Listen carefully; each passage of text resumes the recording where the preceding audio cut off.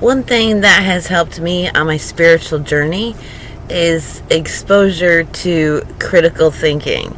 So I'm going to use this one topic as an example so that though we may not be able to change what is coming upon us in regards to government systems, we get what we deserve. People who don't believe that they have to hold their word are going to get governments that don't have to keep their word. They don't have to fulfill campaign promises. They don't have to obey the laws. They don't have to defend and protect your rights. And when you are constantly looking to other people for guidance, what should I think about this? What should I do about this? How should I take care of my children's medical needs, physical needs? You're asking people how to think. You're asking people to make the choices for you. And so you get people who are happy to make the choices for you. If you realize all of this, you understand this, and yet you're going to have to be subjected to it, because day late and dollar short, can't change it. But what we do still have control over is our perception of these matters.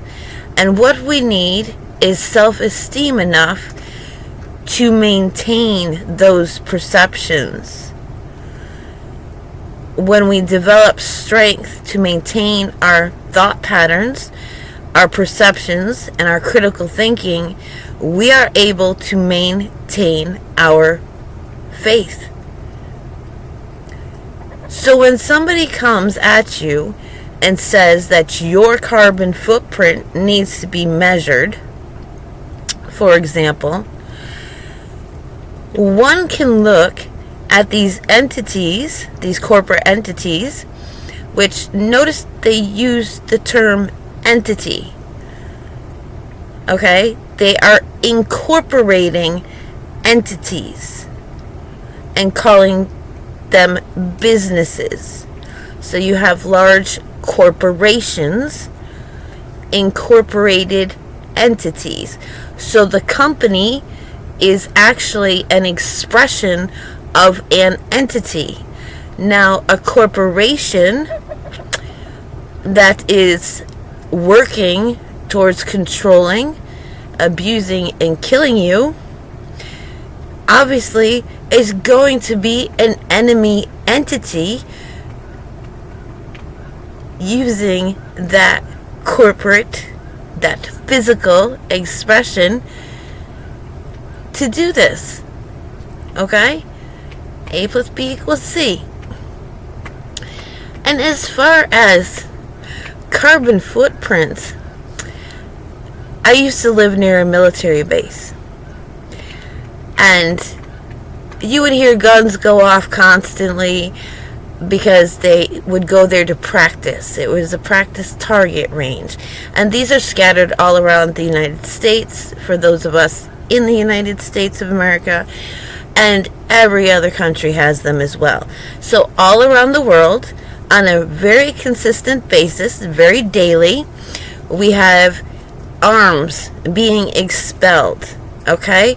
What is the carbon footprint of the manufacturing of arms, the expelling and practicing with these arms?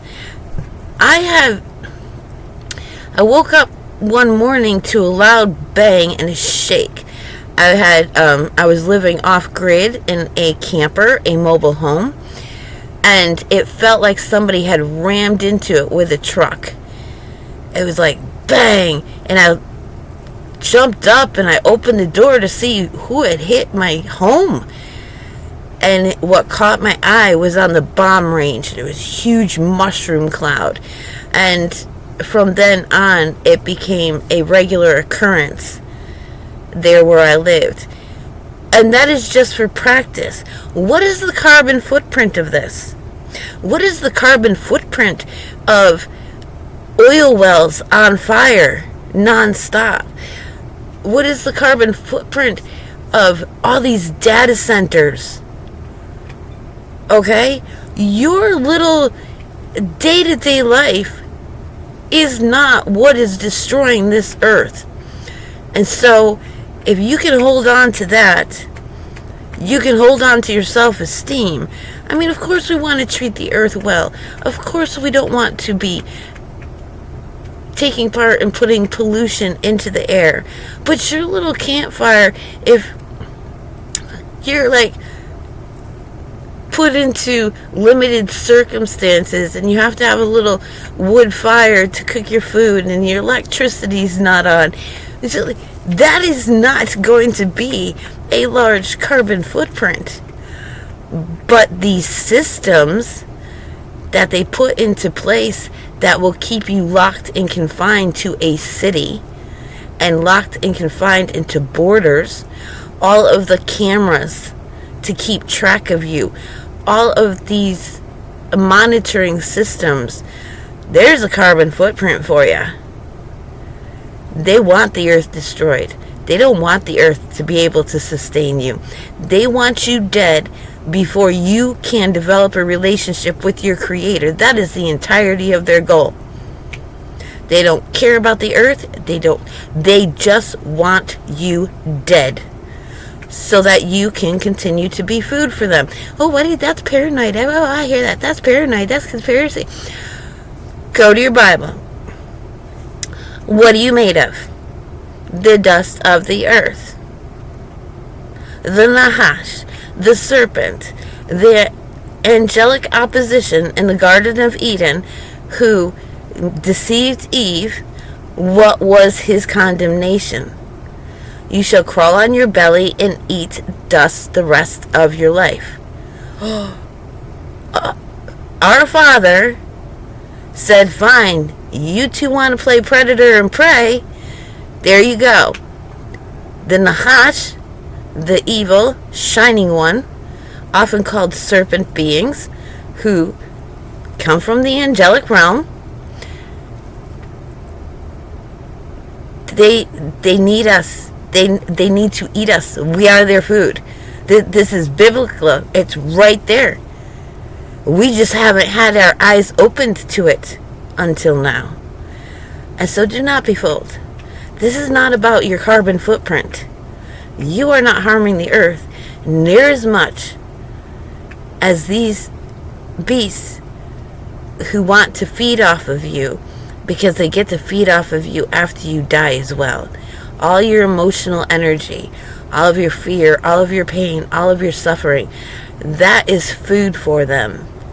And it is divinely orchestrated. So, here's some critical thinking skills for you to maintain your faith. So when people come at you with, they're trying to pick a fight with you, they're trying to make you feel bad about you, they're trying to feed off of you.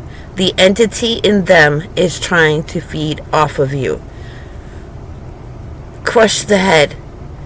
Starve them to death. Make them irrelevant. Go about your daily business. Find joy. Find appreciation. And find people who are willing to share it with you. Because everything else is just food for the beast.